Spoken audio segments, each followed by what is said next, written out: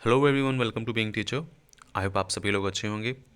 बिहार शिक्षक भर्ती को लेकर के जो हमारी SCERT की सीरीज़ चल रही थी उसमें हमारी ये तीसरी किताब है। इसमें टोटल 12 किताबें हैं, तीसरी किताब है और 30 तारीख से पहले पहले जितनी किताब से हमारी जो भी 12 किताबें हैं हमारी, अब अगर तीसरी किताब हम अगर देख लेते हैं तो हमारे पास 9 किताबें बचती हैं और 9 किताबों को हम आपको 30 तारीख से पहले पहले पूरा कंप्लीट करा देंगे। और साथ ही साथ में जो 40 नंबर की जो GS आती है सामान्य अध्ययन, उसको भी हम कंप्लीट कराने की पूरी कोशिश करेंगे।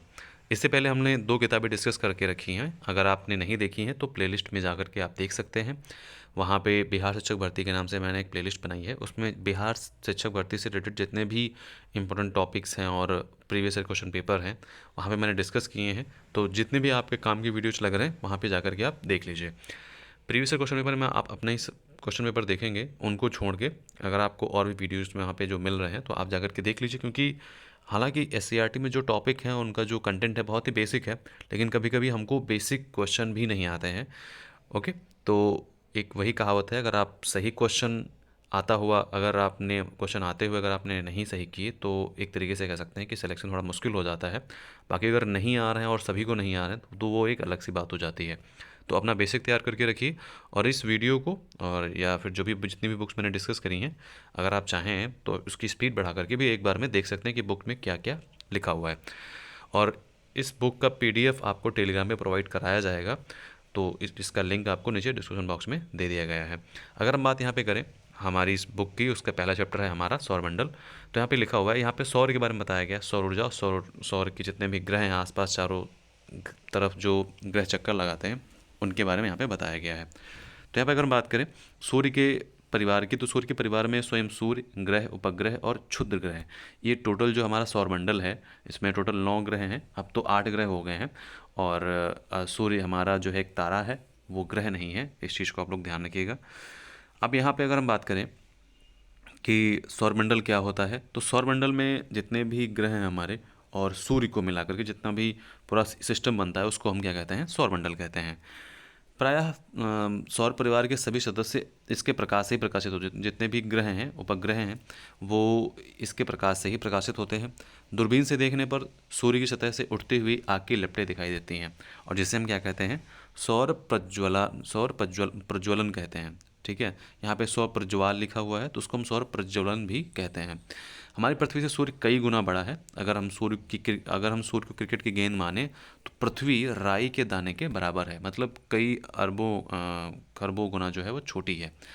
फिर ग्रहों से अगर परिचय में यहाँ पे करें तो टोटल हमारे सौर परिवार में 8 गोले हैं और इन्हें हम ग्रह कहते हैं। इनमें स्वयं का प्रकाश नहीं होता है, हमारी पृथ्वी में भी स्वयं का प्रकाश नहीं है। तो जो हमारी पृथ्वी है वो सूर्य के प्रकाश से प्रकाशित होती है। तो ये सभी ग्रह भी जो है वो सूर्य के प्रकाश से प्रकाशित होते हैं। नाम क्या है उनके, बुध, शुक्र, पृथ्वी, मंगल, बृहस्पति, शनि, अरुण और वरुण। यहाँ पे यहाँ पे हमारे जो 8 उपग्रह हैं, 8 जो ग्रह हैं, उनके मुख्यतः नाम है। अब जो सूर्य के सबसे निकट ग्रह कौन सा है, सूर्य के सबसे निकट ग्रह जो है वो बुध ग्रह है और इसलिए उसमें क्या होती है, चमक अधिक होती है और सच बताऊं तो इसकी स्पीड भी बहुत तेज़ होती है। ओके, फिर मंगल ग्रह है। मंगल ग्रह में लाल रंग बहुत अधिक मात्रा में है तो इसे हम लोग लाल ग्रह भी कहते हैं। ये आप देख सकते हैं ग्रह सारे यहाँ पे टोटल 8 ग्रह यहाँ पे दिए गए हैं। फिर हम अगर आगे देखें तो यहाँ पे लिखा हुआ है कि सभी एक निश्चित दूरी बना करके सूर्य के चारों तरफ घूमते हैं। तो सभी की एक निश्चित दूरी है, बना करके नहीं घूम रहे, वो सभी की एक निश्चित दूरी पहले से एक तरीके से कह सकते हैं कि वो नेचुरली फिट है। फिर शनि के चारों ओर की जो छल्ले दिखाकर उन्हें बताया गया है कि यह एकमात्र ऐसा ग्रह है जिसके चारों ओर छल्ले हैं। प्लूटो जिसकी गणना पहले ग्रह के रूप में होती थी, उसे अब हम क्षुद्र ग्रह कहते हैं क्योंकि वो ये जो अरुण और वरुण है ये पृथ्वी के ऑपोजिट में घूमते हैं। ठीक है, और जो मंगल ग्रह है इसको रेड कहते हैं। अब आप यहाँ पे देखिए, आपने पढ़ा हुआ था कि शनि के चारों ओर छल्ले को दिखाकर उन्हें बताया गया कि ये एकमात्र ग्रह है। देखिए, ये शनि के चारों ओर जो छल्ले हैं, इसे शनि के चारों ओर छल्ले इसलिए क्योंकि ये एक तरीके से क्षुद्र ग्रह होते हैं। जिस चाहे मंगल और बृहस्पति के बीच में जो छोटे छोटे जो सर्कल बना हुआ है वो क्षुद्र ग्रहों का एक सर्कल है। ओके, अब यहाँ पे जो तारे टिमटिमाते हैं वो क्या है, तो तारों का जो है अपना एक प्रकाश होता है। मैंने भी आपको बताया सूर्य एक तारा है। ये तारे हमसे काफ़ी दूर पर हैं, इसलिए हमें टिमटिमाते हुए नजर आते हैं। इनमें से कुछ तारे तो सूर्य से भी बड़े हैं, बिल्कुल सही बात है, जो कुछ तारे ऐसे हैं वो सूर्य से भी बड़े हैं, बस उनमें सूर्य जितनी रोशनी नहीं है। सूर्य भी तो एक तारा ही है, लेकिन यह पृथ्वी से काफ़ी नज़दीक प्रतीत होता है, परंतु वास्तव में यह पृथ्वी से बहुत दूर है। इसका प्रकाश हम तक लगभग 8 मिनट में पहुंच जाता है। सूर्य के बाद सबसे नज़दीक के तारे का प्रकाश पृथ्वी तक पहुंचने में लगभग 4 वर्ष लगते हैं। सूर्य के बाद सबसे नज़दीक के तारे का जो प्रकाश है पृथ्वी तक पहुंचने में 4 वर्ष लगते हैं। ओके, फिर पृथ्वी के बारे में हम यहाँ पे देख लेते हैं। पृथ्वी जिस पर हम रहते हैं वही एकमात्र ग्रह है जहाँ जीवन मिलता है। बिल्कुल, यहाँ जल और जीवन के लिए आवश्यक गैसें मौजूद हैं, और चाहे ऑक्सीजन हो। और ऑक्सीजन अंतरिक्ष से देखने पर पृथ्वी नीली नज़र आती है, क्योंकि यहाँ पे जो जल है वो 71% है और जो भूस्थल है वो 29% है। अतएव जलीय भाग के अधिक रहने के कारण प्रकाश का परावर्तन अधिक होता है, जिससे यह ग्रह नीला दिखाई देता है। फिर उपग्रह के बारे में जान लेते हैं। ग्रहों के अलावा सौर परिवार में उपग्रह भी होते हैं। कुछ ग्रहों के इर्द गिर्द कुछ गोल पिंड घूमते नजर आ रहे हैं। पृथ्वी के चारों ओर भी एक पिंड घूम रहा है। चांद यह पृथ्वी का एकमात्र उपग्रह। तो चांद का उपग्रह कौन सा है? पृथ्वी का उपग्रह कौन सा है? चांद। तो चांद एकमात्र उपग्रह है, और चांद के कारण ही ज्वार भाटा वगैरह जो है वो आते हैं। फिर चंद्रमा पृथ्वी के बहुत नज़दीक होने के कारण इतना बड़ा दिखाई देता है कि चंद्रमा का प्रकाश पृथ्वी पर लगभग 1.25 सेकंड में पहुंच जाता है, मतलब 1.25 सेकंड में पहुंच जाता है। चंद्रमा पृथ्वी की एक परिक्रमा 27 दिन और 8 घंटे में पूरा करती है। जो चंद्रमा है वो पृथ्वी की परिक्रमा 27 दिन और 8 घंटे में पूरा करती है, और इतने ही समय में वह अपने अक्ष पर एक बार घूम भी जाता है। यही कारण है कि हमें सदैव चंद्रमा एक ही चेहरा दिखाई देता है। जैसे बहुत से लोग सोचते हैं कि चंद्रमा का जो एक स्ट्रक्चर नहीं बना रहता है ऐसे करके और ऐसे करके, मतलब एक स्ट्रक्चर बना रहता है, वही क्यों दिखाई देता है हमेशा? क्योंकि वो अपने अक्ष पर भी घूम रहा होता है। ओके, तो चंद्रमा पर ना तो जल है, ना ही वायु है, और ना ही हवा है। यह दिन में बहुत अधिक गर्म और रात में बहुत अधिक ठंडा रहता है। इसका धरातल ऊबड़ खाबड़ है और इस पर मिट्टी भी नहीं पाई जाती है। तो बिल्कुल यहाँ पे मिट्टी नहीं पाई जाती है। सभी उपग्रह अपने ग्रह के चारों ओर घूमते हैं। कुछ ग्रहों के तो कई कई उपग्रह हैं, बिल्कुल, जैसे शनि, बृहस्पति, इनके बहुत सारे उपग्रह हैं। और किसी के एक भी नहीं है, जैसे कि शुक्र और बुध। ओके, अकेले बृहस्पति के 63 और शनि के 62 उपग्रह हैं। बुध और शुक्र का कोई भी उपग्रह नहीं है।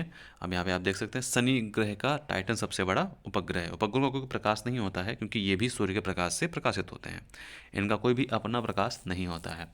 अब यहाँ पे एक चीज़ बताई गई है कि सभी खगोलीय जो घटनाएं हैं वो वैज्ञानिक दृष्टिकोण से समझना और जानना चाहिए, ना कि परंपरागत व अंधविश्वासों से। तो अब यहाँ पे हम आगे चलते हैं। सौर परिवार के तारों, ग्रहों और उपग्रहों के अतिरिक्त क्या है, जो कुछ और पिंड भी होते हैं जो सूर्य का चक्कर लगाते हैं, जिन्हें हम क्या कहते हैं?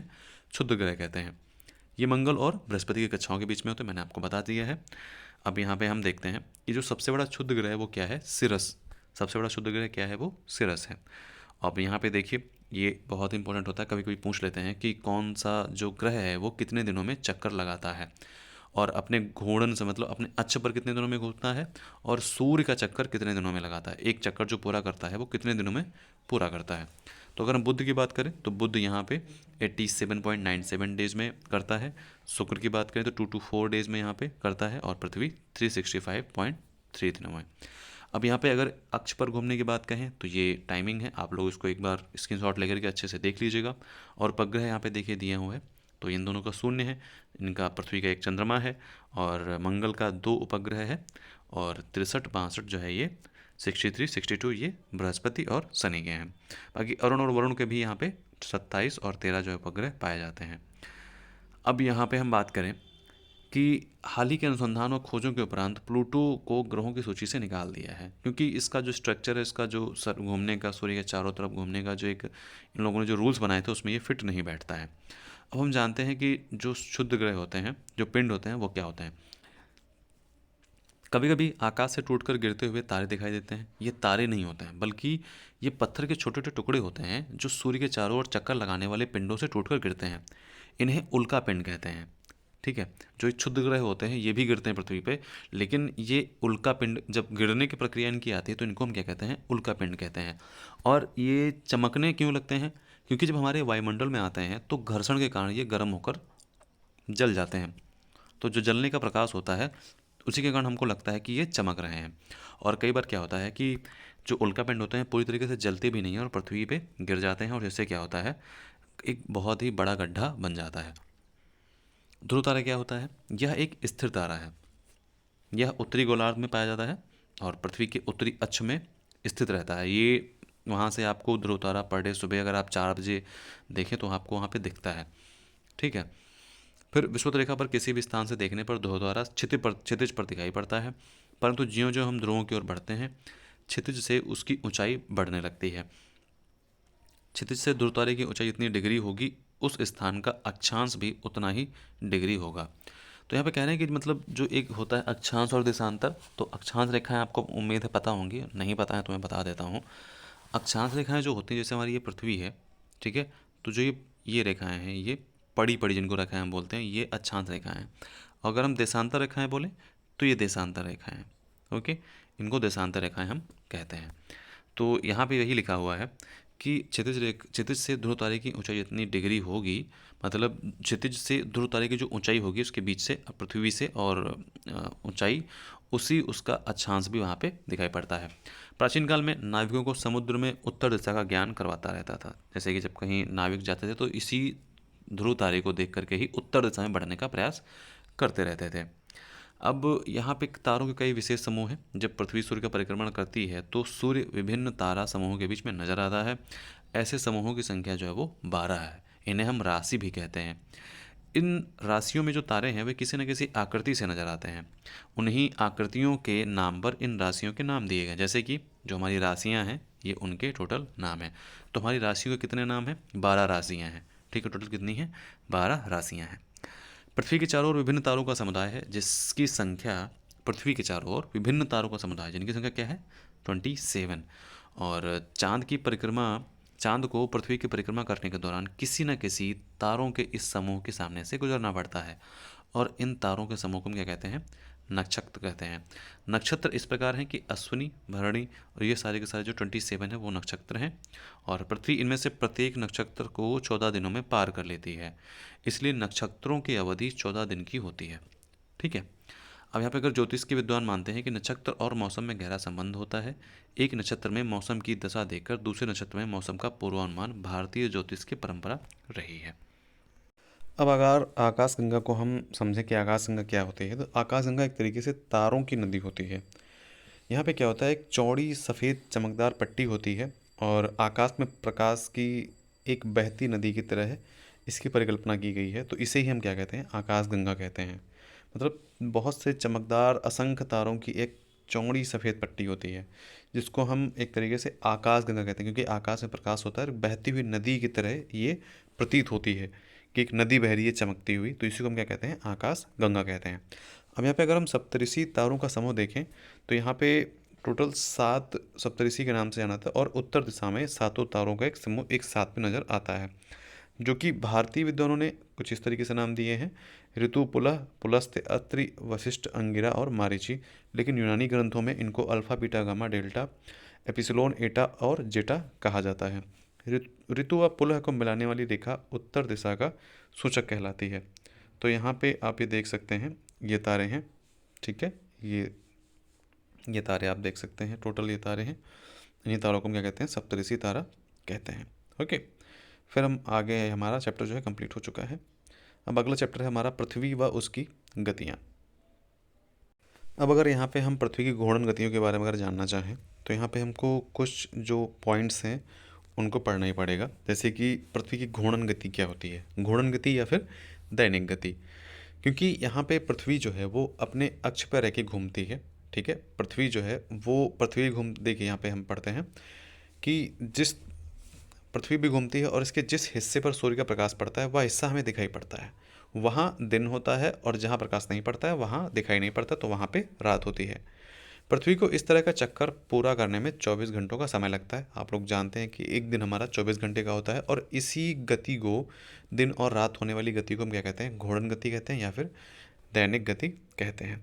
तो यहाँ पे अगर हम एक अंदाज़ा लगाना चाहें तो यहाँ पे जैसे ग्लोब घूमता है ना, जैसे कि जो एक ग्लोब हम पृथ्वी लगाते हैं, जो गोल गोल घुमाते हैं, तो जो ग्लोब घूमता है ठीक पृथ्वी जो है वो उसी प्रकार से घूमती है। उत्तरी ध्रुव को दक्षिणी ध्रुव से मिलाने वाली जो काल्पनिक रेखा है वो अक्ष रेखा है। ठीक है। पृथ्वी अपने अक्ष पर घूमती है, जो ये बिंदु होते हैं ये इनके अक्ष पर ऐसे गोल गोल घूमती रहती है। लेकिन पृथ्वी पर ग्लोब की तरह उत्तरी ध्रुव से दक्षिणी ध्रुव को मिलाने वाली कोई भी छड़ी या फिर कोई रेखा नहीं है। ये जो रेखा है बनाई गई अक्षांश और देशांतर वाली, ये एक काल्पनिक रेखाएं हैं, ये एक्चुअल में रेखाएं नहीं है। ग्लोब को दिखाते हुए उन्होंने बताया कि ग्लोब पृथ्वी का नमूना है, इसलिए ग्लोब अपने अक्ष पर सीधी नहीं खड़ी रहकर एक और झुकी हुई प्रतीत होती है, क्योंकि पृथ्वी अपने अक्ष पर 23.5 डिग्री जो है वो झुकी है। अब यहाँ पे अगर हम बात करें कि जैसे कि ये क्वेश्चन पूछ रही है, राजीव ने दोनों से पूछा, जरा सोचो कि अगर पृथ्वी का घूर्णन नहीं करे तो क्या होगा, कि मतलब पृथ्वी स्थिर हो जाए, जैसे कि वो सिर्फ सूर्य के चारों ओर चक्कर लगाए, ठीक है, और घूर्णन ना करे, अपनी जगह पे वो घूर्णन ना करे, तो क्या होगा। तो यहाँ पे लिखा हुआ है कि सूर्य के और वाले भाग में हमेशा दिन होगा और उसके जो विपरीत भाग है उसमें लगातार गर्मी पड़ती रहेगी, और उसमें विपरीत वाले भाग में ठंड होगी, और जिस वो और सूर्य का प्रकाश रहेगा उस और लगातार गर्मी पड़ती रहेगी। तो घूर्णन गति के कारण पृथ्वी की जो परिभ्रमण गति भी है वो भी जुड़ी हुई है, तो इसी कारण क्या होता है, ऋतु परिवर्तन भी होता रहता है। अब परिभ्रमण गति क्या होती है, जो परिभ्रमण गति होती है वो अपने अक्ष पर घूमती हुई पृथ्वी 365 डेज में धीरे धीरे खिसकते हुए सूर्य का एक चक्कर पूरा कर लेती है। तो इसी गति को हम क्या कहते हैं, परिभ्रमण गति कहते हैं। जैसे कि सूर्य ये है, इसके चारों ओर धीरे धीरे धीरे धीरे करके ये पूरा चक्कर पूरा कर लेती है, तो एक साल में जो हमारा होता है वो 365 डेज का होता है। अब देखिए पृथ्वी की जो गति है वो क्या है, पश्चिम से पूरब की ओर जो है वो हमारी पृथ्वी घूमती है, तो इसको हम क्या कहते हैं, आभासी गति कहते हैं। ओके। अब नेक्स्ट है कि यहाँ पे जो हमारा सूर्य है, सूर्य के चारों जैसे पृथ्वी जब घूमती है तो यहाँ पे क्या होता है, देखिए यहाँ पे जो ऋतुएं हैं वो बदलती हैं, और दिन लगातार छोटे और बड़े होते हैं, और दिन और रात बराबर भी होते हैं। जब हमारी पृथ्वी मार्च में आती है 21 मार्च को, तो दिन और रात 21 मार्च का क्या होता है, बराबर होता है। फिर जब 22 दिसंबर को पृथ्वी इसके सामने पड़ती है तो मकर वृत्त पर लंबवत रेखाएं पड़ती है। जो मकर रेखा है, ठीक है, उस पर क्या लंबवत रेखा, मतलब सूर्य स्ट्रेट नीचे वाली जो रेखा है मकर रेखा, इस पे स्ट्रेट इसकी लाइट जो है पड़ती है, और अपर वाले भाग में जो कर्क वाली रेखा है उस पे यहाँ पे नहीं पड़ती है, ठीक है। और बीच वाली क्या है रेखा, वो विषुवत रेखा है। अब सेम चीज़ यहाँ पे भी है कि अगर इधर 21 जून आता है तो 21 जून को कर्क रेखा पर यहाँ पे खूब सारा जो है एक तरीके से गर्मी पड़ने स्टार्ट हो जाता है। अब सेम चीज़ यहाँ पे नीचे अगर आ जाते हैं, जब 23 सितंबर होता है तो 23 सितंबर को दिन और रात तो बराबर होते हैं, लेकिन जो सूर्य की लंबवत रेखा है वो यहाँ पे पड़ती है। ओके।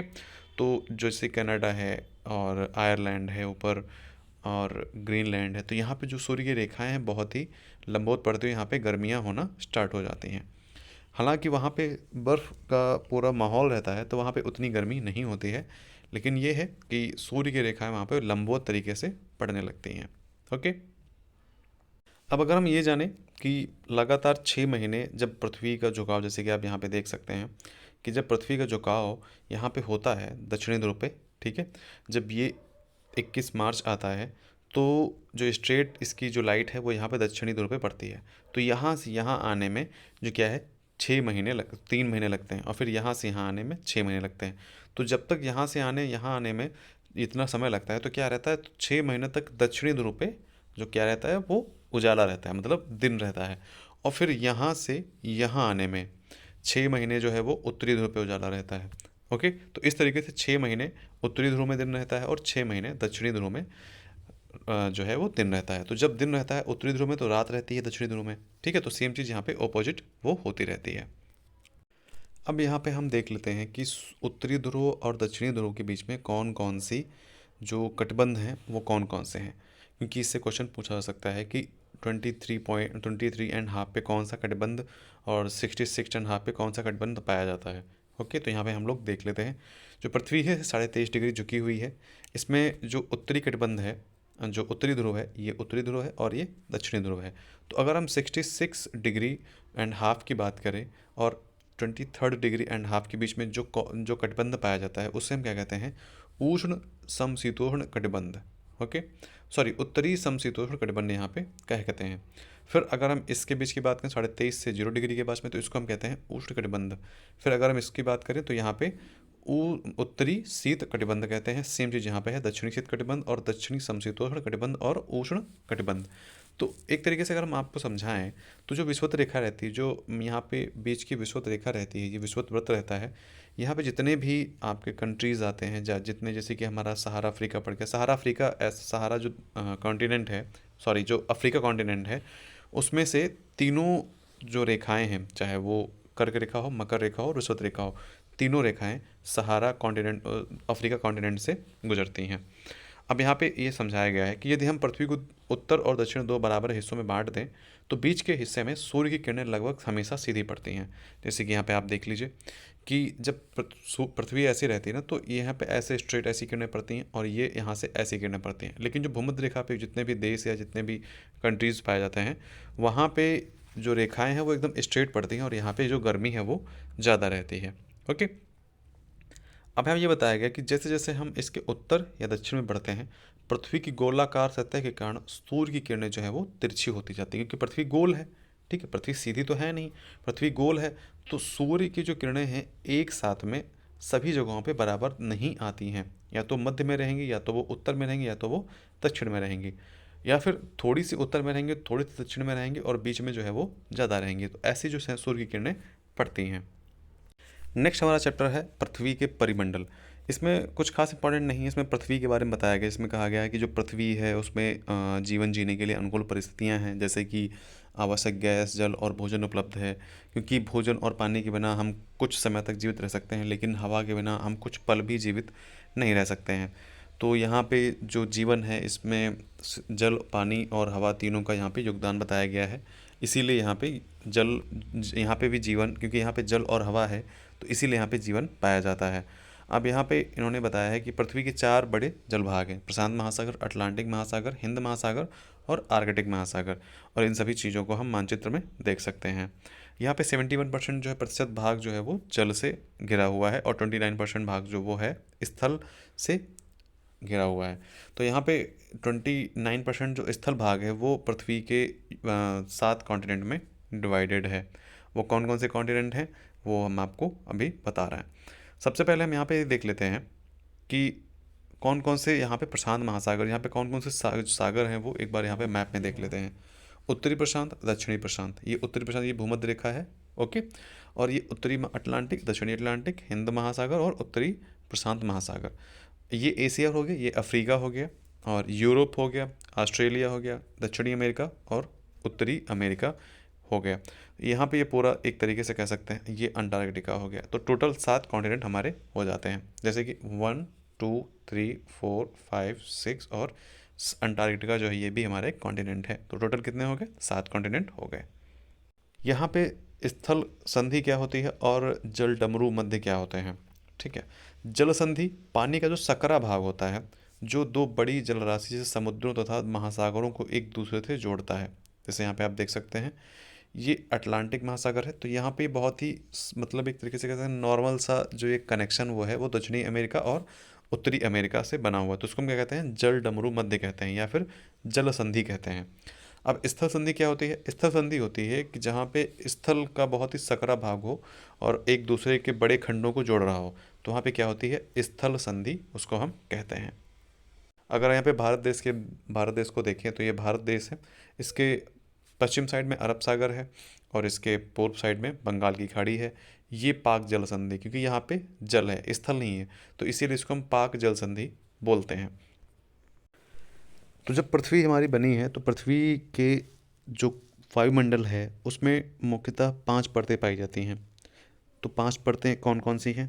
क्षोभ मंडल है, समताप मंडल है, मध्य मंडल है, आयन मंडल है और बहिर्मंडल है।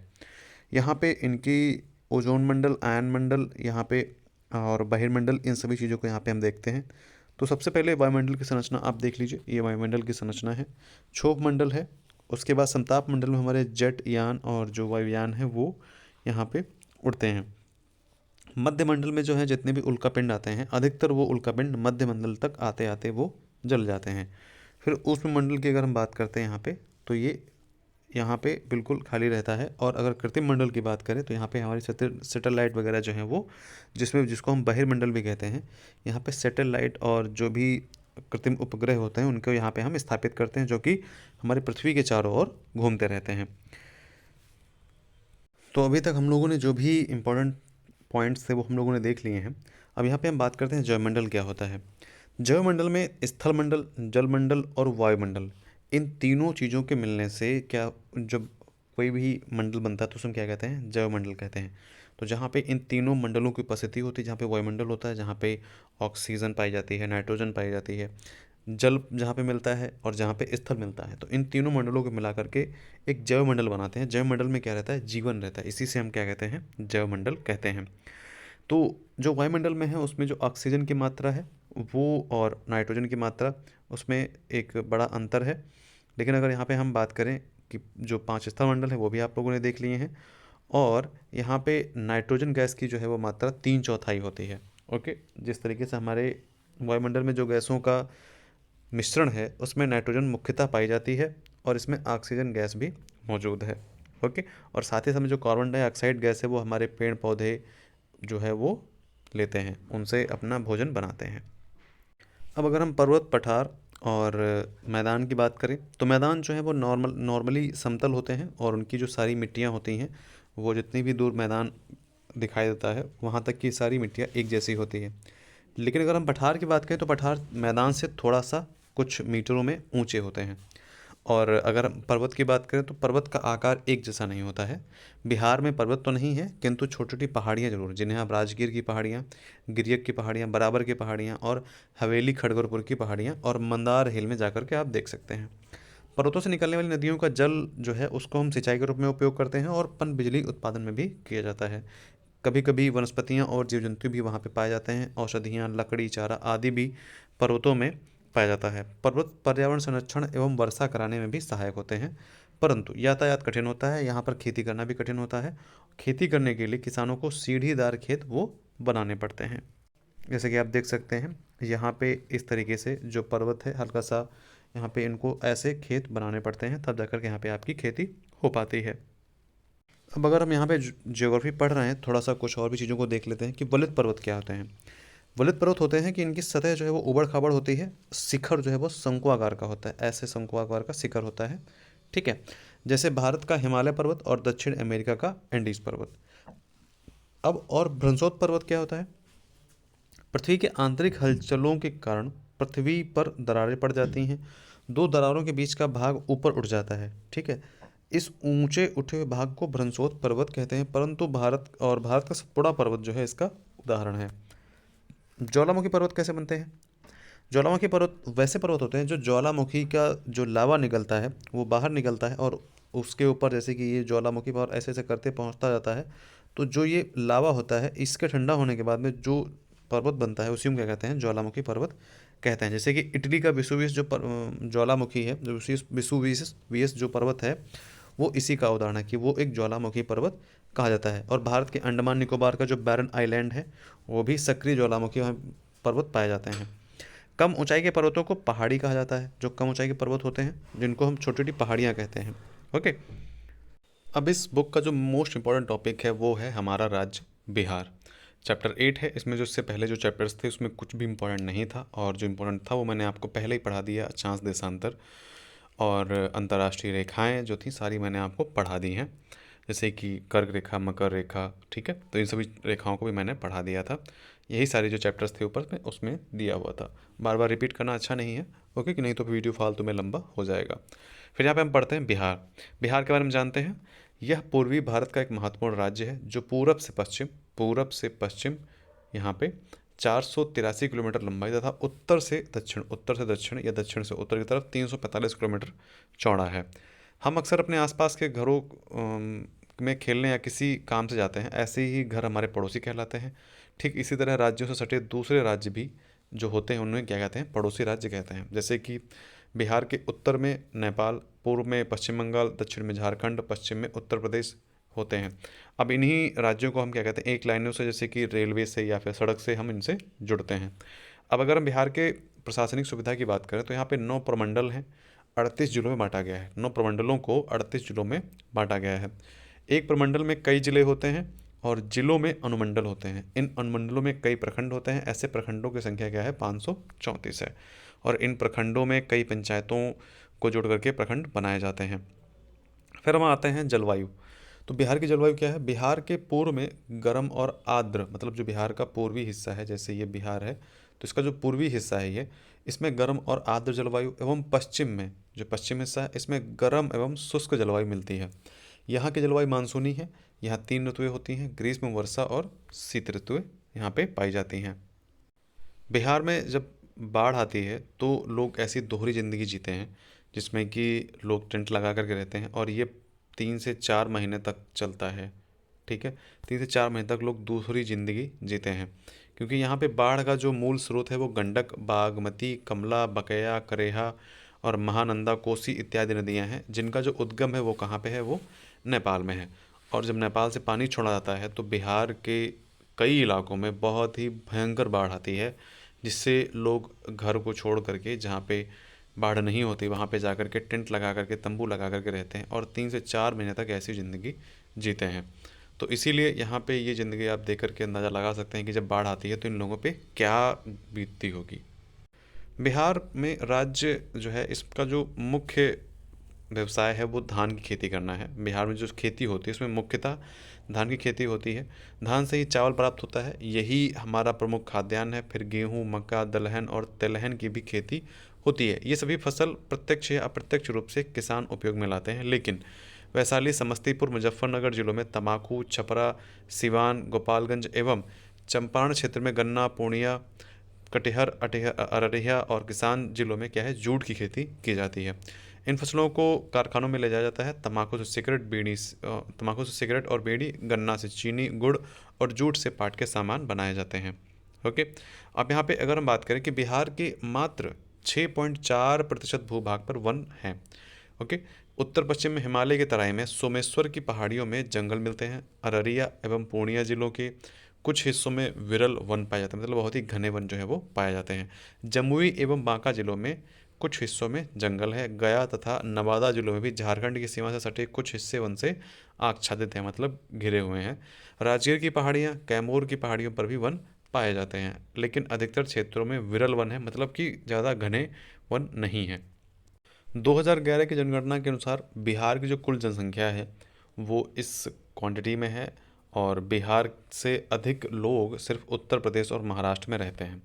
यहाँ की जो कह सकते हैं कि जो जनघनत्व है वो 1100 समथिंग कुछ यहाँ पे पाया जाता है, क्योंकि सबसे ज़्यादा जो जनघनत्व है, जो जनसंख्या है वो यहाँ यहीं पे है, उत्तर प्रदेश और महाराष्ट्र के बाद में तीसरा सबसे बड़ा ये राज्य माना जाता है जनसंख्या के मामले में। ओके, और यहाँ पे आप कह सकते हैं जो पंचमी चंपारण जिला के जो वाल्मीकि नगर अभ्यारण्य है वो पंचमी चंपारण जिला में पाया जाता है। जनसंख्या में अगर हम बात करें बिहार की राजधानी पटना, तो सबसे ज़्यादा जो जनसंख्या है वो बिहार की राजधानी पटना में ही पाई जाती है, लेकिन अधिकतर लोग क्या है अभी भी गांव में, मतलब बिहार राज्य में रहते हैं। और तकरीबन बिहार की राजधानी पटना में तकरीबन 20 लाख लोग रहते हैं। बिहार की जनसंख्या तेज़ी से बढ़ रही है, और इसी का प्रभाव है कि वनों को लगातार काटकर खेत बनाया जा रहा है, जिससे कि खेती की जाए, और गहन खेती करने से मिट्टी की उर्वरा शक्ति कम हो जाती है। और उर्वरा शक्ति कम होने का एक और भी रीज़न है कि लगातार एक ही फसल को वहाँ पे लगा कर रखना, चाहे वो गन्ना हो चाहे वो धान हो। ओके, दूसरा, अधिक उत्पादन प्राप्त करने के लिए रासायनिक खादों का भी एक बहुत ही भारी मात्रा में उपयोग किया जा रहा है, जिससे कि जो मिट्टी की उर्वरा है उसको भी यहाँ पे ख़त्म करने का प्रयास हो रहा है। मतलब कोई जानबूझ के नहीं करता है, लेकिन जब आप लगातार रासायनिक खादों का उपयोग करते हैं तो जो वहाँ की मिट्टी है वो एक तरीके से बंजर भूमि बनने लगती है। और यहाँ पे हम बिहार दर्शन कर लेते हैं कि वर्ग शिक्षक के साथ बोध गया, राजगीर, नालंदा और पावापुरी के ऐतिहासिक स्थलों को देखने जा रहे थे। तो सबसे पहले बच्चे कहाँ पहुँचे? बोध गया पहुँचे। पहले वहाँ पे महाबोधि मंदिर देखा। इस मंदिर को विश्व धरोहरों में गिना जाता है। इस मंदिर में ध्यानरत बुद्ध की प्रतिमा के दर्शन के बाद सबने मंदिर के पीछे स्थित बोधि वृक्ष को देखा। इसी वृक्ष के नीचे गौतम को ज्ञान प्राप्त हुआ था। तत्पश्चात वे गौतम बुद्ध कहलाने लगे थे। नेक्स्ट यहाँ पे हम देखते हैं कि इस मंदिर के बगल में ही, जो मंदिर अभी हमने देखा था, मूचलिंद सरोवर जो है, मूचलिंद सरोवर में बच्चों ने को दाना खिलाया। वहाँ पे इस सरोवर में बहुत सारी मछलियाँ थीं। और यहाँ पे फिर अगर हम बात करें कि वहाँ से बच्चे फल्गु नदी, जो फल्गु नदी है, ये सारे के सारे जो हम देख रहे हैं ये कहाँ पे हैं? ये सारे के सारे जो हम अभी देख रहे हैं यहाँ पे हैं, ये बोध गया में है, मतलब गया में है। और यहीं पे फल्गु नदी के किनारे एक विष्णुपद मंदिर है। यहाँ भगवान विष्णु की प्रतिमा पाई जाती है, पदचिन्ह है यहाँ पे। इस मंदिर को काले पत्थरों से रानी अहिल्याबाई ने बनवाया था। वहाँ के पुजारियों ने बताया कि प्रतिवर्ष अश्विन महीने में यहाँ पे कृष्ण पक्ष में यहाँ पितृपक्ष का मेला जो है 15 दिनों के लिए लगता है। देश के कोने कोने से आकर लोग अपने पूर्वजों के मोक्ष प्राप्ति है तो यहाँ पिंडदान करते हैं। राजगीर के गर्म जलकुंड में हाथ पांव धोने से बच्चों की थकान भी मिट गई थी।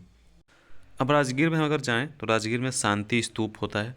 यहाँ पे जो भगवान बुद्ध हैं उनकी विभिन्न विभिन्न जो हैं प्रतिमाएं हैं जो अपनी अपनी एक दिशा में स्थित हैं। यहाँ से इनकी जो पहाड़ियाँ हैं, राजगिरी की पहाड़ियाँ, इनसे गर्म पानी इसलिए आता है क्योंकि इन पहाड़ियों में गंधक पाया जाता है और इसीलिए यहाँ से गर्म पानी का स्राव होता है। अब यह शांति स्तूप जो है, जो भी आपने देखा, पहाड़ी पर स्थित सफ़ेद गुंबदाकार स्तूप है जिसके चारों ओर दिशाओं में महात्मा बुद्ध की 4 प्रतिमाएं अलग अलग मुद्राओं में लगी हुई हैं। पहाड़ी पहुंचने के लिए रज्जू मार्ग की सुविधा उपलब्ध है। और इसी शिक्षक ने मगध के राजा अजातशत्रु और बुद्ध के बारे में कुछ प्रचलित कथाएं भी वहाँ पे सुनाई। अब हम नालंदा विश्वविद्यालय के बारे में थोड़ा सा जान लेते हैं। नालंदा में 5वीं सदी में स्थापित नालंदा विश्वविद्यालय के खंडहर यहाँ पे आप देख सकते हैं। ये नालंदा विश्वविद्यालय था। सोचिए कितना सुंदर था, अगर आज भी ये होता तो कितना अच्छा रहता। ये सीढ़ियाँ देख लीजिए कि कितनी अच्छी सी सीढ़ियाँ बनाई हुई हैं। हमारे यहाँ पुरानी चीज़ों को सरकार उतना संजोने की कोशिश नहीं कर रही जितना कि अन्य देशों में किया जा रहा है। हालांकि अब थोड़ा सा इस चीज़ में थोड़ा सा गति आई है, थोड़ा सा स्पीड आया है। तो यहाँ पे 10,000 छात्र लोग पढ़ते थे और ये आवासीय विश्वविद्यालय था जहाँ पे प्रवेश परीक्षा होती थी, गेट पे ही प्रवेश परीक्षा होती थी, फिर आपको अंदर लिया जाता था। और ये जल मंदिर है, पावापुरी में जल मंदिर है। यहाँ पे बुद्ध ने अपने प्राणों को त्यागा था, जहाँ पे जिसको हम महापरिनिर्वाण कहते हैं, ठीक है। और शिक्षक ने बताया कि बगल में ही नवादा जिला है जहाँ का ककोलत जलप्रपात अपने ठंडे जल के लिए प्रसिद्ध है। यहाँ एक मनोरम प्राकृतिक स्थल है। अब हम बिहार दर्शन 2 पढ़ते हैं। तो बिहार दर्शन 2 में यहाँ पे लिखा है कि सासाराम राष्ट्रीय जलमार्ग संख्या 2 के किनारे रोहतास का जिला मुख्यालय है और यहाँ से दिल्ली हावड़ा को जोड़ने वाली ग्रैंड कोड रेलवे लाइन भी गुजरती है। फिर यहाँ पे अगर हम बात करें कि अफगान शासक कहने का क्या अर्थ है, शिक्षक से पता कीजिए। तो यहाँ पे ये लिखा है कि रोहतास जिला मुख्यालय सासाराम में अफगान शासक शेरशाह का मकबरा स्थित है।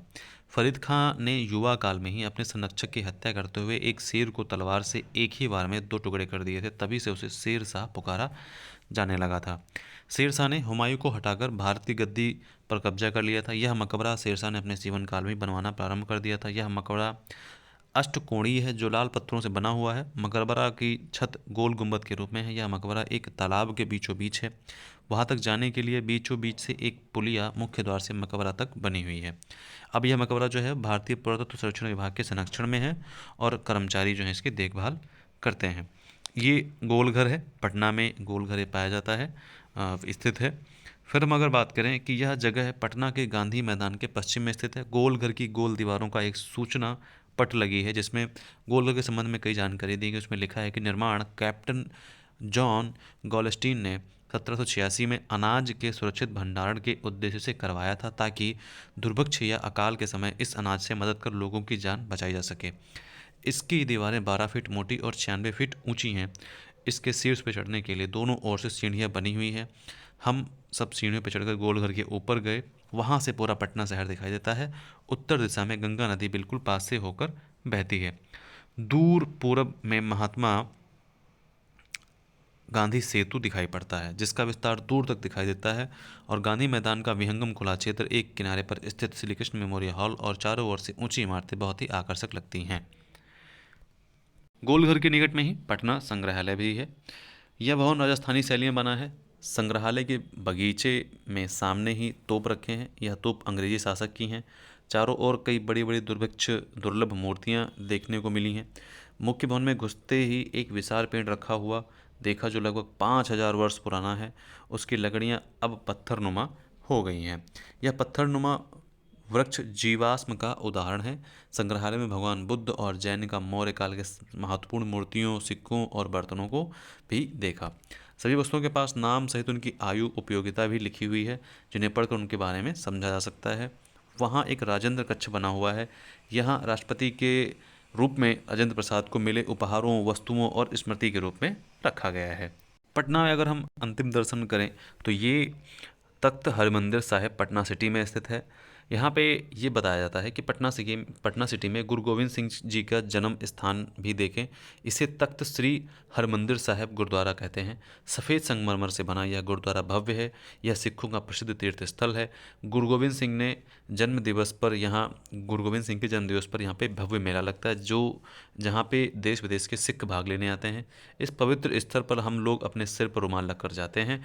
अंदर गुरुद्वारा ग्रंथ साहिब रखा हुआ था और गुरबाणी पढ़ी जा रही थी। बाहर निकलने पर प्रसाद मिला और यहाँ लंगर भी चलता है, जहाँ लोगों को निःशुल्क भोजन कराया जाता है।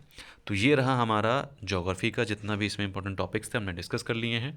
वीडियो थोड़ा सा लंबा हो गया, लेकिन अगर आप लोग देखेंगे तो अच्छे से समझ में आएगा। ध्यान रखिए अपना, मिलते हैं नेक्स्ट वीडियो में। Bye bye.